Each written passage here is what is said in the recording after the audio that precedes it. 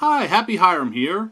I had a desire today to read 3 poems by 3 poets from Yahoo Answers and give you my opinion on them a little bit. The first poem is by Dave MaGill, called Cast Your Shadow Slowly.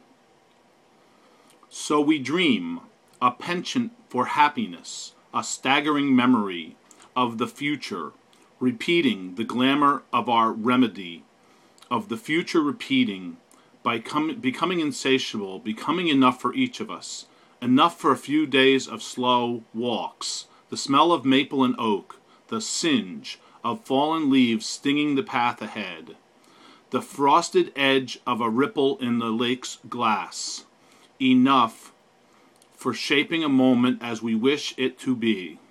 Whisper, if you can, hear me. Now notice that if you read this as a sentence, it would be pretty not too bad. But the way this is chopped up to make it a poem ruins it. Okay, the next poem is called One Day by Derrick Gaskin. I'll slip into the driver's seat, steer our world out of this long dark tunnel, friends following me, shouting directions, their voices raking me like sullen bullets.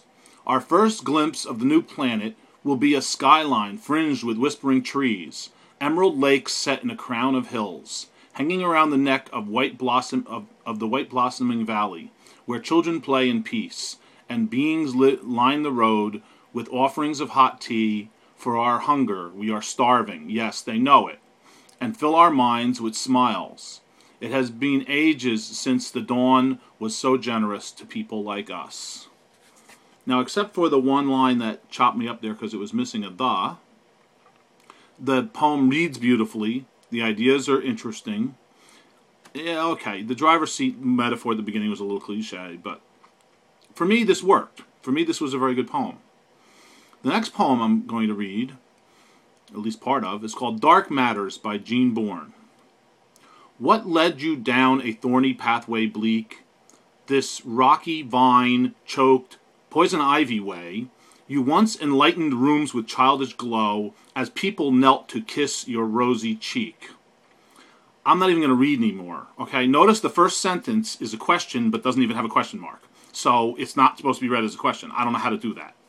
Then vine-choked is not hyphenated, so it's vine-choked. 2 separate words. And poison ivy being capitalized, I guess, is a street address. This poem is just rife with miscues. It's just written to be read badly. Unless you were the actual person who wrote it, you'd never get anything out of it. Anyhow, that's my opinion on 3 poems today, and thanks for listening. Talk to you soon.